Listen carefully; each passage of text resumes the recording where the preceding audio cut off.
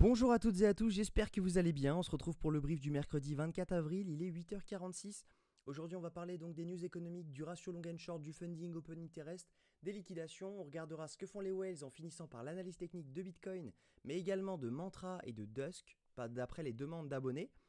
D'ailleurs, si vous voulez donner de la visibilité à la vidéo, je vous invite à liker, à mettre un commentaire de la crypto que vous souhaiteriez que j'analyse pour demain. Et surtout, abonnez-vous pour soutenir la chaîne et ne rien manquer des prochaines vidéos. Donc au niveau des news économiques, aujourd'hui on n'a pas grand-chose, ce sera vraiment demain qu'on aura des belles news. On va avoir le PIB trimestriel à 14h30, ainsi que les inscriptions au chômage hebdomadaire. Et le vendredi, on a également le PCE Core qui va avoir un impact direct sur les chiffres sur l'inflation américaine et par conséquent sur le consensus de la prochaine réunion FOMC. Au niveau du ratio long and short, on a pas mal d'ouvertures de longues sur les dernières 24 heures et des fermetures de short. Vous allez voir, on le voit directement sur les funding open interest. Et c'est assez logiquement, on pourrait se dire quand même que là, on est proche d'un top de marché au vu de ces datas. Parce que tout simplement, on voit qu'il y a énormément de personnes qui sont en train de long ce marché. On le voit juste ici. Même, même juste ici. Là, il y avait énormément de longues. Là, juste là. Donc attention à ces mouvements. En revanche, là, il faut le stipuler, hein, on a eu pas mal de shorts qui se sont ouverts étant donné qu'on a l'open interest qui est bien monté juste ici avec des fundings qui descendent. Mais depuis, voilà, on n'a que du long qui est en train de s'ouvrir. Donc depuis ici, on a quasiment que du long qui est en train de s'ouvrir tout ici. Donc on va le voir aux liquidations. On a pas mal de liquidations qui sont en train de se mettre à la baisse. En revanche, oui, je vous l'accorde, on en a à la hausse, mais on n'en a plus beaucoup. On a vraiment des liquidations qui sont autour des 68 000 $. Et après, il n'y a plus grand-chose autre qu'à 71 000 $ si jamais vraiment on attend les liquidations qu'on a sur 3 mois. Donc à voir. Mais voilà, on a pas mal de gens à aller chercher quand même aux 68 000. Mais le gros du travail, il est en bas. Et donc ça, faut bien l'avoir en tête. Parce que à un moment, quand ça va dump vraiment. Donc si jamais, il suffirait d'une petite mèche à 68 000 pour ensuite pouvoir revenir chercher le tout. Maintenant, à voir si jamais les whales continuent d'acheter, étant donné que là, c'est le cas actuellement. C'est pas les achats du siècle, mais on est sur des petits achats, ça reprend. On voit qu'on a break cette structure en faisant un petit plus haut. Donc à voir maintenant si jamais le cycle d'achat reprend. Ce qui m'étonnerait fortement étant donné que les zones sont plus des zones de vente que des zones d'achat. Donc à voir si les whales décident de défendre ce prix. Voilà. Au niveau technique, moi je pense qu'actuellement on a une tendance haussière de toute façon. On a cette petite trendline.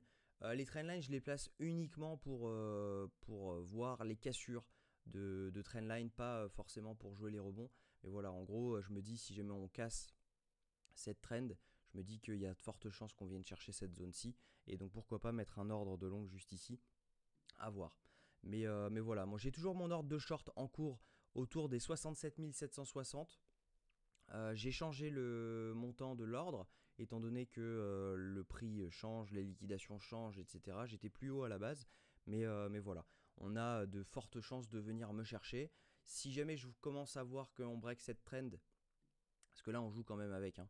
Si jamais je commence à voir qu'on fait ça, je pense que je tenterai directement un short là-dessus avec un SL au-dessus du plus haut, même si c'est pas du tout ce que j'aime, avec un TP juste ici. Donc on verra, ça je le dirai directement sur le Discord.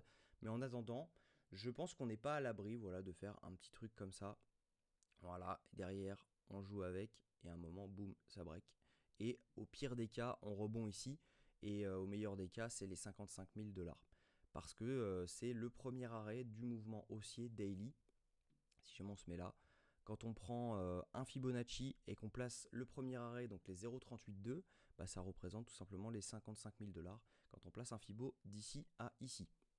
Donc voilà, voilà un peu ce que je vois sur Bitcoin. En revanche, il y a une chose à dire. Je vais me remettre en M15. Hop, il y a une chose à dire. C'est que si jamais on commence à break cette zone-ci, l'objectif va être plus de venir chercher les 86 000 $, voire les 90 000 $, parce que personne n'est prêt pour une cassure et faire un nouvel ATH. Personne. actuellement, on a énormément de liquidations qui se trouvent juste ici autour des 72 900. On en a pas mal également à l'ATH parce qu'il y a tous les gros influenceurs qui sont en train d'ouvrir du short ici avec des SL au-dessus des plus hauts. Donc ça veut dire que si tout simplement on commence à venir faire un truc comme ça peut partir très très vite, très très fort autour des 86 000 $. Donc attention à ça. Mais moi je pense que voilà, on est plutôt dans un scénario où le dump devrait se faire autour des 67 800, 68 000. Voilà, on devrait être autour de cette zone. Au niveau donc des cryptos que vous m'avez demandé d'analyser, donc on avait le mantra, donc c'est le OM. Donc tac, je vais me mettre directement en daily, ça va être beaucoup plus simple. Voilà. Moi en fait le mantra je l'avais analysé il y a longtemps. On était tac tac tac tac tac, je sais plus. On était dans cette zone-ci. Et en fait j'avais dit, je m'étais mis une alerte en plus et je me rappelle l'avoir reçu juste ici. Je m'étais mis une alerte et je m'étais dit si jamais ça casse cette zone, j'en achète. Et à ce moment-là, en fait, j'ai pas fait attention à l'alerte. Et voilà, j'ai laissé passer. Donc j'avais une alerte à 0,11. Là, si jamais la question était peux-tu analyser le mantra pour savoir si jamais c'est bon d'en acheter? Non, c'est pas bon d'en acheter parce qu'on est clairement dans une zone parabolique. Et ça, on n'achète pas ce genre de structure. En revanche, si jamais tu veux vraiment en acheter, je te conseille pas, je ne conseille personne, de mettre un ordre dans cette zone-ci. Parce que potentiellement, à chaque fois qu'on fait un mouvement parabolique, on revient chercher une zone de rechargement de longue et après on repart. Donc ça, à voir. Il y aurait un ordre à placer. Moi, si je devais placer un ordre, je le placerais autour des 0,41, 0,41,2. Si jamais vraiment tu as envie de te placer dessus, moi, je n'ai pas regardé le projet fondamental quand j'avais regardé ici. Je me rappelle plus de la fonda du projet, je suis désolé. Mais voilà, techniquement, je me placerai autour des 0,41 pour tout simplement venir chercher un nouvel ATH. Donc ce qui pourrait être vraiment pas mal parce que ça te fait un x 2,5. Mais voilà, si jamais c'est se placer maintenant, non, je te déconseille vraiment de te placer maintenant parce que on est dans un mouvement parabolique et on n'est pas à l'abri que tout simplement on fasse un truc comme ça. Voilà, qu'on revienne là et derrière on repart. Ok, je suis d'accord, mais entre tu rentres ici maintenant tout de suite et on va à 1,34$, t'as 100%. Ok, c'est bien, c'est très très bien. Mais on va à 0,40 et on va à 1,35, tu as 247%. Ça veut tout simplement dire que si jamais derrière, admettons, on fait un top juste comme ça et que on refait une mèche comme celle-ci ou une mèche comme on a eu, tu reviens le lendemain à ton prix d'entrée. En gros, ça peut très bien faire quelque chose comme ça et ça c'est du vécu. Donc c'est pour ça qu'il faut des bonnes zones d'entrée parce que c'est surtout des zones, les bonnes zones sont des zones qui sont protégées. On voit les zones de rechargement en général elles sont protégées. Donc ce que je préconise c'est de ne jamais rentrer sur des mouvements paraboliques comme celui-ci, d'attendre au minimum des zones de rechargement long terme. Donc là en l'occurrence c'est les 0,40 et si jamais le mouvement part, le mouvement part. Il y a pas de, c'est pas grave, il y a d'autres opportunités et voilà. Donc voilà, il n'y a pas grand chose d'autre à dire. Si tu veux, on peut regarder. Ça, c'était le listing. Donc on va plus prendre ça. Si tu veux, on peut regarder les extensions de Fibo pour voir à peu près où est-ce qu'on pourrait aller. 2,72. Ah bah là, on vient de taper les 2,72. Donc l'objectif de vente, ça pourrait être, tu vois là, on a fait une première mèche, on a été ravalé. Derrière, on est revenu, on a ravalé les 2,27. Ça, c'est une extension de Fibo. Et prix psychologique des 1$. Et derrière, on a une troisième extension de Fibo autour des 1,54. Donc ça pourrait être un objectif long terme autour des 1,54. Au niveau du Dusk, même chose, on est dans un mouvement parabolique.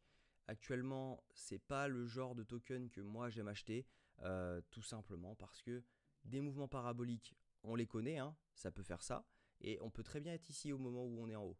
Okay, donc il faut y faire attention et c'est pour ça que moi je rentre toujours sur des zones d'achat et non sur des mouvements paraboliques parce que tu ne sais jamais où tu en es du mouvement parabolique. Et là actuellement, on a tapé. Si jamais vous regardez, voilà, ça c'est plutôt intéressant, c'est beaucoup plus intéressant d'ailleurs que OM techniquement. Mais voilà, moi je serais rentré ici. Tac, donc on place son Fibo en bas et en haut. Et moi du coup, c'est le genre de zone que je rentre, c'est entre les 0,66 et les 0,618. C'est ce que j'appelle la Golden Pocket. Donc soit tu attends un truc comme ça, Et là tu rentres, mais du coup si on fait ça, il y a énormément de liquidités qui sont juste là, donc on pourrait venir les chercher. Soit tout simplement, bah, tu rentres maintenant, étant donné que tu sais qu'on a pris cette zone, mais voilà, ça peut être risqué de rester. Au niveau donc de l'extension de Fibo, si jamais tu veux un objectif, il faut prendre cette zone-ci. Je prends toujours la zone un peu pessimiste, je prends pas la grosse parce qu'en général on n'atteint jamais les extensions. Voilà, si je m'en regarde, en gros, tu peux venir viser assez aisément, assez facilement les 0,85, les 0,46.